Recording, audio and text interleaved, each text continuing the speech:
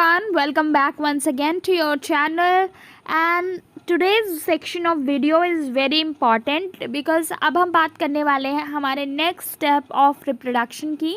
हमारे last video में हमने किस चीज़ के बारे में बात की थी? We have talked about menstrual cycle. ठीक है, मेंस्ट्रुअल साइकिल के बारे में हमने डिस्कस किया था, जो कि एक बहुत ही इम्पॉर्टेंट पार्ट होता है रिप्रोडक्टिव सिस्टम का फीमेल्स में। ठीक है, तो अब इसका जो नेक्स्ट स्टेप हमें डिस्कस करना है वो क्या हो सकता है? सबको पता है कि इसके बाद हमारा फर्टिलाइजेशन होता है and we have our implantation. तो फर्टिलाइजेशन एंड इम्प्लांटेशन की बात हम करने वाले हैं हमारे इस सेक्शन ऑफ वीडियो में, because it is very important, right? तो इम्पॉर्टेंट है ये टॉपिक, इसलिए हमें इसे बहुत अच्छे से पढ़ना होगा। और जो नेक्स्ट चीज़ आप पढ़ रहे हो that is what? That is somewhere related to your insemination. What? Insemination. आप मुझे पूछोगे कि ma'am what is this insemination, तो मैं आपको इंसेमिनेशन के बारे में पूरा बता रही हूँ कि ये क्या होता है। बेसिकली ड्यूरिंग कॉटस और copulation the semen is released into the vagina of female, right, by what? Penis. So that is your insemination. Clear हुआ? सो इंसेमिनेशन मतलब क्या है कि जब पेनिस से हमारा क्या रिलीज़ होता है? सीमेन रिलीज़ हो जाता है किसमें? वजाइना में। तो उस प्रोसेस को हम क्या कहते हैं? इंसेमिनेशन कहते हैं। क्लियर हुआ? तो बेसिकली इंसेमिनेशन के बाद क्या होता है कि जो मोटाइल स्पर्म्स होते हैं आपके, ठीक है, वो जल्दी से स्विम करते हैं सर्विक्स के पास। सर्विक्स से वो इंटर करते हैं हमारे यूट्रस में और फाइनली वो एम्प्लूररी रीजन जो होता है किसका? फैलोपियन ट्यूब का, वहाँ पर पहुँच जाते हैं। ये जो रीज़न मैंने बताया है एम्प्लूररी रीज़न, ये फैलोपियन ट्यूब में होता है। बेसिकली 3 रीज़न होता है फैलोपियन ट्यूब का, जो कि उस डाइवर्सिफिकेशन करता है कि कहाँ पे क्या प्रोसीजर होगा। पूरी फैलोपियन ट्यूब में आपका फर्टिलाइजेशन नहीं हो सकता है। In that case this diversification of fallopian tubes helps a lot. तो मैं एक डायग्राम आपके साथ शेयर करूँगी जिसमें मैं आपको पूरा एक्सप्लेनेशन दे दूँगी अच्छे से, राइट? तो आप कन्फ्यूजन मत क्रिएट करो अभी, आप बस ये जानो कि स्पर्म यहाँ से मूव करता है, मूव करने के बाद वो सर्विक्स से हमारे यूट्रस में एंटर करता है और फिर फैलोपियन ट्यूब में एग के पास पहुँचता है। Ovum release by ovary is also transfer to the ampullary region of fallopian tube. तो सेम क्या है कि यहाँ पर आपका जो फैलोपियन ट्यूब का एम्प्लूररी रीजन है वहाँ पर स्पर्म्स भी पहुँच गए हों और एग भी पहुँच गया है। एग फैलोपियन ट्यूब में पहुंच गया। अब आप बोलोगे कि मैम एग तो मोटाइल नहीं होता है, स्पर्म का हमें समझ आ गया, बट जो आप एग की बात बता रही हैं, एग इज़न्ट मोटाइल, तो वो एग कैसे पहुंचा? Very interesting question. ठीक है, ये आपका एग है, मैंने आपको ऑलरेडी बता दिया है कि ये एग सेक्शन है आपका, राइट?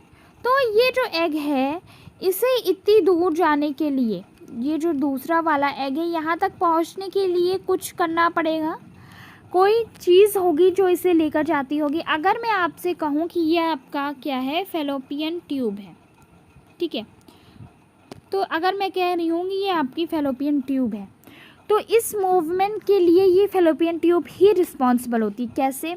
यहाँ पर छोटे छोटे ऐसे फिंगर लाइक प्रोजेक्शंस होते हैं जो कि यहाँ पर बने होते हैं, ठीक है। ये फिंगर लाइक प्रोजेक्शंस क्या करते हैं कि इस नॉन मोटाइल एग को यहाँ से इस उसमें मूव करवाते हैं।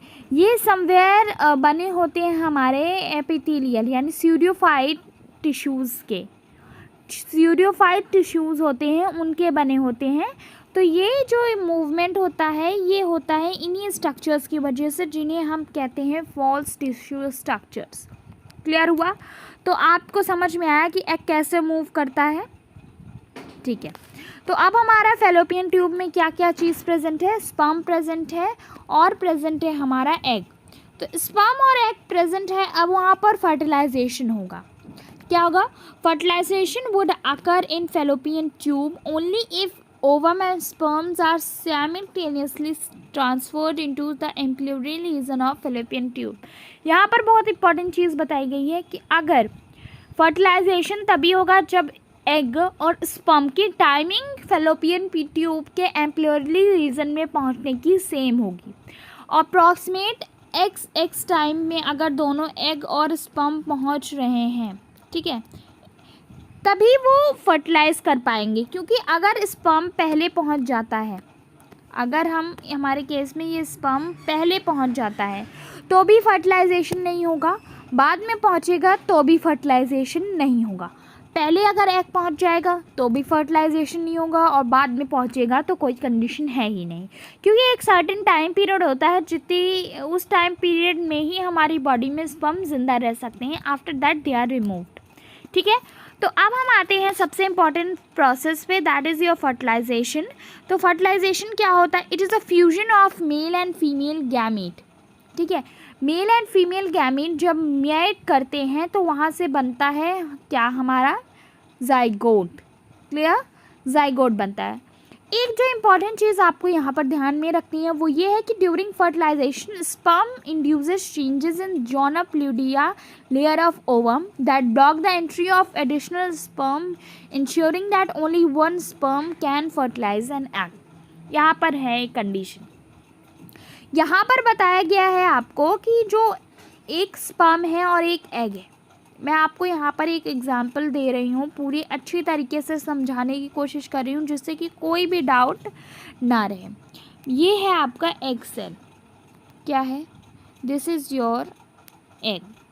ये आपकी एग सेल है, और ये हम कह लेते हैं आपका, दूसरे कलर से कुछ बना लेते हैं जिससे कि आपको क्लियर हो। ये है आपका स्पर्म।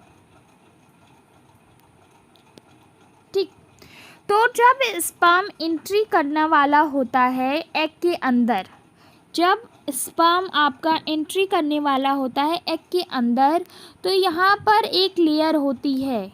कैसी लेयर होती है? एक लेयर बनी होती है एग में। सबको पता है कि एग में लेयर होती है, जैसे कि नॉर्मली चीज़ में। तो ये जो बाहरी लेयर होती है जोना प्लूडिका इसे कहते हैं।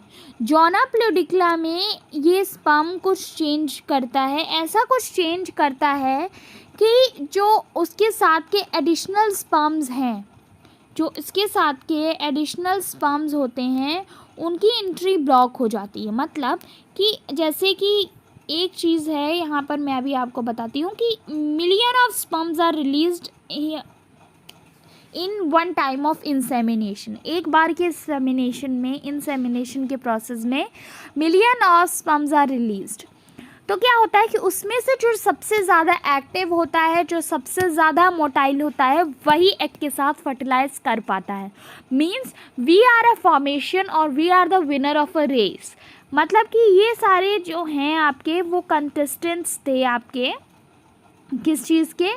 दे are were the contestants, right. तो ये सारे कंटेस्टेंट्स थे किस चीज़ के? एक रेस थी, राइट। रेस कैसी थी कि यहाँ पे बहुत सारे कंटेस्टेंट थे। अब इन सारे स्पर्म्स में से कोई एक ही होगा जो फर्टिलाइज कर पाएगा, राइट। तो जब इन कंडीशंस को हमें फुलफ़िल करना होता है तो हम ऐसी ही कुछ चीज़ें करते हैं जिससे कि ये एक पर्टिकुलर स्पर्म ही टाइम पर पहुंच पाए। तो जो ये जोना प्लूडिका लेयर होती है एग के बाहर की, उसमें हम मान लेते हैं ये स्पर्म है जो पहुंचने वाला है। जब ये फर्टिलाइज करने वाला है, अभी और कोई स्पर्म नहीं पहुंचा है। तो क्या है कि ये स्पर्म जब यहाँ पर पहुंचने वाला होता है तो ये इस लेयर में कुछ चेंज करने लगता है, और जब जोना प्लूडिका में कुछ चेंज होता है तो ये बाकी जो स्पर्म्स होते हैं, ये सारे जो स्पर्म्स हैं, इनकी एंट्री ब्लॉक हो जाती है। मतलब ये एग में एंटर नहीं कर पाते हैं। जो ये एक पर्टिकुलर स्पर्म है यही एंटर कर पाएगा। इसके जो एक्रोसोम होता है वो क्या करता है कि जब आउटर लेयर होती है जो एग की, उससे मेट करना शुरू करता है। मतलब कि ये जो आउटर लेयर है हमारे एक्रोसोम की, ये धीरे से इसमें एंटर करना शुरू करता है। तो जो स्पर्म की आउटर लेयर होती है वो क्या होती है? वो ख़त्म हो जाती है, और जैसे ही ख़त्म होती है तो हमारा स्पर्म क्या करता है? एंटर कर जाता है एक सेल में। क्या करता है? एक सेल में एंटर कर जाता है, और वहाँ से क्या बन जाते हैं? ये बन जाते हैं आपके जाइगोट। क्या बन गया?